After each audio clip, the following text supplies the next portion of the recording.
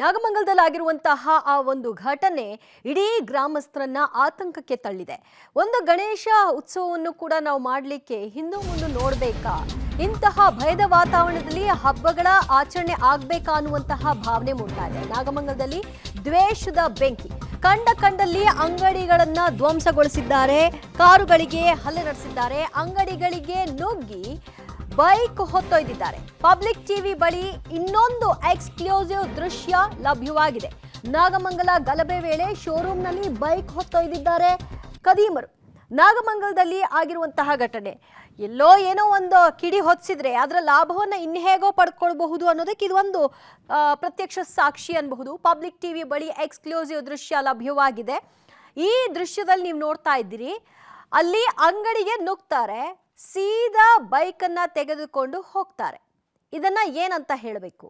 ಕೆಲವು ವಸ್ತುಗಳನ್ನ ಅಲ್ಲಿ ಚಲ್ಲಾಪಿಲ್ಲಿಯಾಗಿ ಬಿಸಾಡ್ತಾರೆ, ದಾಂಧಲಿಯನ್ನ ನಡೆಸ್ತಾರೆ, ಸಿಕ್ಕದ್ರಲ್ಲಿ ಹಲ್ಲೆ ನಡೆಸಿ ಅಲ್ಲಿ ಗಲಭೆಯನ್ನ ಎಬ್ಬರಿಸುವಂತಹ ದೃಶ್ಯವನ್ನು ಕೂಡ ನಾವು ನೋಡ್ತಾ ಇದ್ದೀವಿ.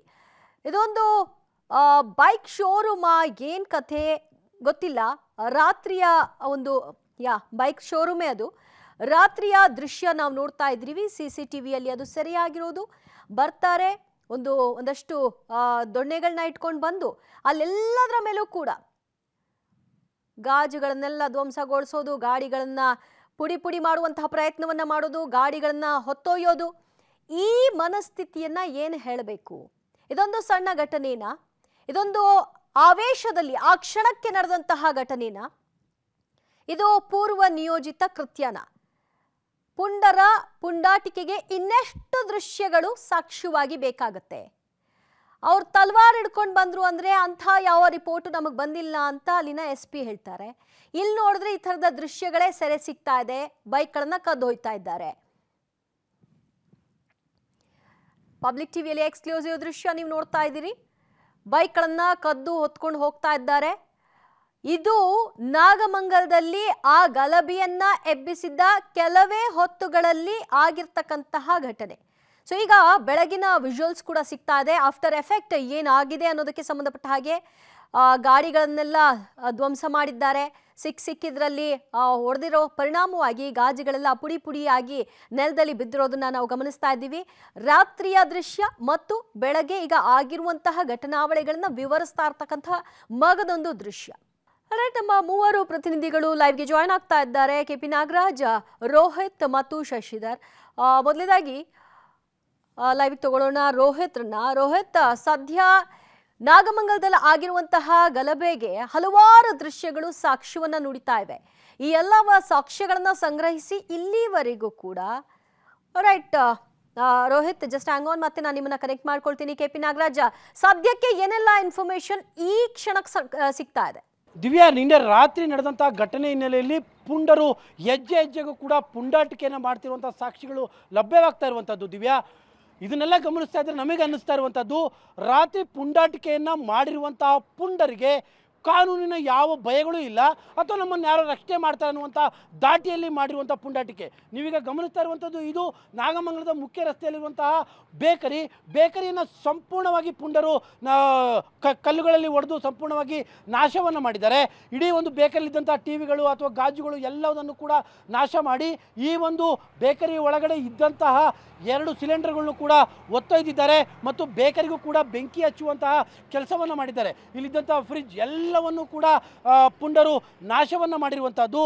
ಅಂದರೆ ಸಿಕ್ಕ ಕಡೆಯಲ್ಲೆಲ್ಲ ಈ ರೀತಿಯಾಗಿ ಪುಂಡಾಟಿಕೆಯನ್ನು ಪುಂಡರು ಪ್ರದರ್ಶನವನ್ನು ಮಾಡಿದ್ದಾರೆ. ದಿವ್ಯಾ, ಒಂದರ್ಥದಲ್ಲಿ ಸಿನಿಮಾದಲ್ಲಿ ನಾವು ಯಾವ ರೀತಿಯಾಗಿ ನೋಡ್ತೀವೋ ಅದೇ ರೀತಿಯಾಗಿ ಎಲ್ಲೆಲ್ಲಿ ಗಾಜುಗಳು ಕಾಣ್ತಾವೋ, ಎಲ್ಲೆಲ್ಲಿ ಕಾರ್ಗಳು ಕಾಣ್ತಾವೋ ಅವೆಲ್ಲವಕ್ಕೂ ಕೂಡ ಬೆಂಕಿ ಹಚ್ಚುವಂಥ ಕೆಲಸವನ್ನು, ಕಲ್ಲು ಹೊಡೆಯುವಂಥ ಕೆಲಸವನ್ನು ಮಾಡ್ತಾ ಇರುವಂಥದ್ದು. ಒಂದು ಕಡೆಯಲ್ಲಿ ಆ ಬೇಕರಿ ಆದರೆ ಮತ್ತೊಂದು ಭಾಗದಲ್ಲಿ ಅದು ಮತ್ತೊಂದು ಶೋರೂಮ್. ದಿವ್ಯಾ, ಆ ಶೋರೂಮನ್ನಂತೂ ಸಂಪೂರ್ಣವಾಗಿ ಪುಂಡರು ಧ್ವಂಸವನ್ನು ಮಾಡಿದ್ದಾರೆ.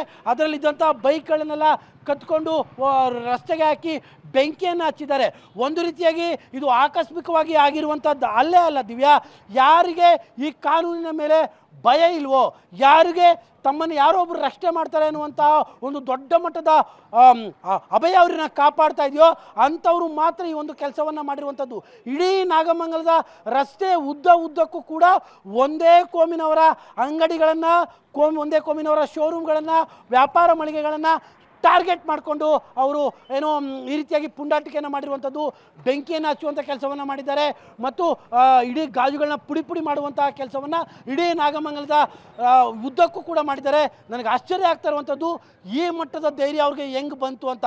ಯಾಕಂದರೆ ಇಷ್ಟರ ಮಟ್ಟಿಗೆ ಇಡೀ ಭೂಮಿಯನ್ನೇ ನಾಶ ಮಾಡ್ತಾ ಇದ್ರು, ಅಂದರೆ ಇಡೀ ವ್ಯವಸ್ಥೆನೇ ನಾಶ ಮಾಡ್ತೀವಿ ಅನ್ನೋಂಥ ಮಟ್ಟಕ್ಕೆ ಧ್ವಂಸಕ್ಕೆ ಅವರು ಇಳಿತಾರೆ ಅನ್ನೋದಾದರೆ ನಿಜಕ್ಕೂ ಕೂಡ ಅವ್ರಿಗೆ ಯಾರ ಭಯವೂ ಇಲ್ಲ ಅನ್ನುವಂಥದ್ದು ಮಾತ್ರ ಗೊತ್ತಾಗ್ತಾ ಇದೆ. ದಿವ್ಯಾ, ಓಕೆ, ಈಗ ಶೋರೂಮ್ನವರು ಹೇಳೋ ಪ್ರಕಾರವಾಗಿ ಎಷ್ಟು ವಾಹನಗಳನ್ನು ಅವರು ಈ ರೀತಿಯಾಗಿ ಸುಟ್ಟು ಹಾಕಿದ್ದಾರೆ, ಏನು ಕತೆ, ಆ ಬಗ್ಗೆ ಮಾಹಿತಿನ ಪಡ್ಕೊಳ್ತೀನಿ.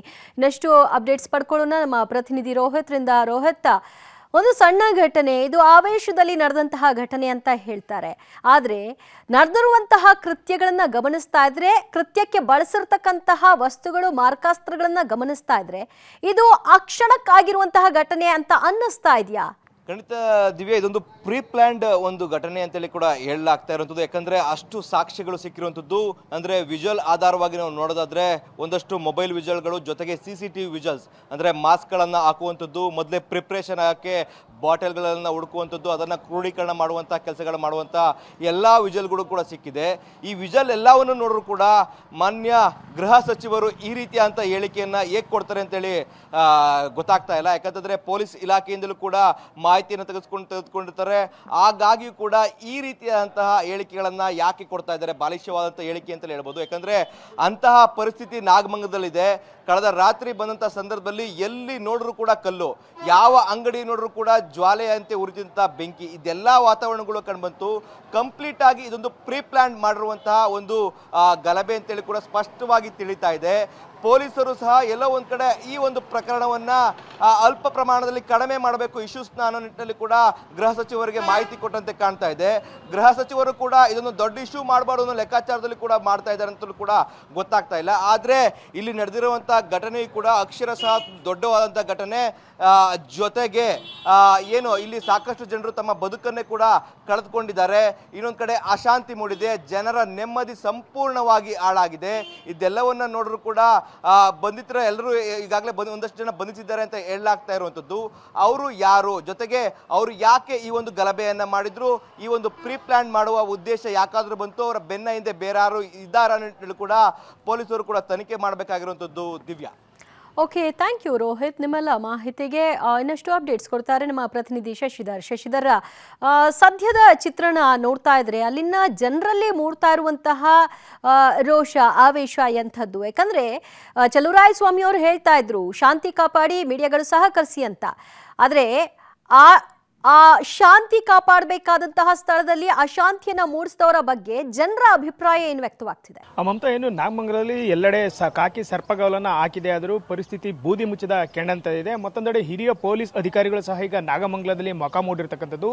LNO ADGP ಹಿತೇಂದ್ರ ಹಾಗೂ ದಕ್ಷಿಣ ವಲಯ IGP ಬೋರ್ಲಿಂಗಯ್ಯ ಅವರು ಸಹ ಏನು ನಾಗಮಂಗಲ ನಗರ ಠಾಣೆಗೆ ಬಂದು ಈಗ ಸ್ಥಳೀಯ ಪೊಲೀಸರಿಂದ ಘಟನೆಯ ಬಗ್ಗೆ ಮಾಹಿತಿಗಳನ್ನು ಪಡಿತಾ ಇದ್ದಾರೆ. ಅಲ್ಲದೆ ಏನು CCTV ಫೂಟೇಜ್ಗಳು ಸಿಕ್ಕಿದರೆ ಅದರಲ್ಲಿರ್ತಕ್ಕಂತಹ ವ್ಯಕ್ತಿಗಳು ಯಾರು, ಇದು ಪೂರ್ವ ನಿಯೋಜಿತ ಕೃತ್ಯವೋ, ಅವರು ಮಾರಕಾಸ್ತ್ರ ಇರ್ಬೋದು, ಪೆಟ್ರೋಲ್ ಬಾಂಬ್ ಇರ್ಬೋದು, ಎಲ್ಲವನ್ನು ಎಲ್ಲಿಂದ ತಂದರು ಅಂತ ಹೇಳಿ ಈಗ ಮಾಹಿತಿಯನ್ನು ಪಡೆದು ಪರಿಶೀಲನೆ ಸಹ ನಡೆಸ್ತಾ ಇದ್ದಾರೆ. ಮತ್ತೊಂದೆಡೆ ನಾಗಮಂಗಲ ಏನು ಟೌನ್ ಪೊಲೀಸ್ ಸ್ಟೇಷನ್ ಇದೆ, ಇದರ ಮುಂದೆ ಸಾಕಷ್ಟು ಸಾರ್ವಜನಿಕರು ಜಮಾಯಿಸ್ತಿರ್ತಕ್ಕಂಥದ್ದು. ಒಂದೆಡೆ ಅಂಗಡಿ ಮುಂಗಟ್ಟುಗಳನ್ನು ಕಳ್ಕೊಂಡವರು ದೂರ ನೀಡಲಿಕ್ಕೆ ಬಂದರೆ, ಮತ್ತೊಂದೆಡೆ ಏನು 46 ಜನರನ್ನು ಈಗಾಗಲೇ ಘಟನೆ ಸಂಬಂಧ ಪೊಲೀಸರು ಬಂಧಿಸಿದ್ದಾರೆ. ಅವರ ಕುಟುಂಬಸ್ಥರು ಇಲ್ಲಿ ಜಮಾಯಿಸ್ತಿರ್ತದೆ. ಎರಡೂ ಕೋಮಿನವರು ಸಹ ಈಗ ಪೊಲೀಸ್ ಠಾಣೆ ಮುಂದೆ ಜಮಾಯಿಸಿದ್ದಾರೆ. ಅಲ್ಲದೆ ಏನು ಹೊರ ಜಿಲ್ಲೆಗಳನ್ನು ಸಹ ಈ ಪೊಲೀಸರನ್ನ ನಿಯೋಜನೆ ಮಾಡ್ಕೊಂಡಿದ್ದಾರೆ. ಯಾಕೆಂದರೆ ಈ ಬಹುದೊಡ್ಡವಾದಂತಹ ಘಟನೆ ಆಗಿದ್ದು ಮುಂದೆ ಇದು ಮುಂದುವರಿಬಾರದು, ಈಗಲೇ ಅದನ್ನು ಹತೋಟಿ ಮಾಡಬೇಕು ಅಂತ ಹೇಳಿ ಈಗಾಗಲೇ ಹಿರಿಯ ಪೊಲೀಸ್ ಅಧಿಕಾರಿಗಳು ಸಹ ಪೊಲೀಸ್ ಠಾಣೆಯಲ್ಲಿ ಮೊಕ್ಕಾಮೂಡಿ ಅಧಿಕಾರಿಗಳಿಂದ ಮಾಹಿತಿಯನ್ನು ಪಡೆದು ಎಲ್ಲೆಡೆ ಬಿಗಿ ಬಂದೋಬಸ್ತನ್ನು ಮಾಡಿ ಯಾರು ತಪ್ಪಿತಸ್ಥರಿದೆ ಅವ್ರನ್ನ ಬಂಧನಕ್ಕೂ ಸಹ ಏನು ಕೂಡಲೇ ಬಂಧಿಸಬೇಕು ಅಂತ ಹೇಳಿ ಅಧಿಕಾರಿಗಳು ಸಹ ಮಾಹಿತಿಯನ್ನು ನೀಡಿದ್ದಾರೆ. ಆದರೆ